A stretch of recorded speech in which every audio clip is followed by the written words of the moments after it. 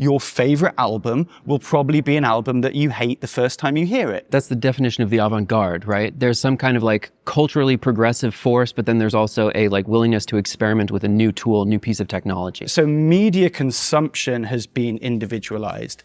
Subculture has been individualized and commodified. The cautionary tale of my last record, which was essentially like, don't get red-pilled and black-pilled.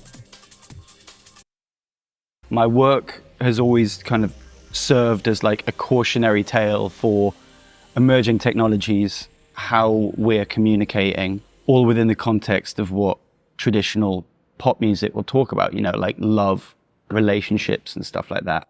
I'm sure we'll talk about my last show, which was kind of a cautionary tale about the situation we have with young men who are dealing with articulating a kind of a modern form of masculinity, and how maybe the left, which I'm historically a part of, doesn't quite have the equipment to bring in these or capitalize on this group of floundering young men, because, you know, we don't have the language for it. We don't have the language, and also we don't have the archetypes. We didn't have tools like professional managerial class. I mean, we had them from 1971, they existed, but they weren't in popular use. They weren't colloquial terms that people could like, that's like PMC. We're in a different society now where it's all about self-actualization. It's all about becoming the most best authentic version of yourself. Right.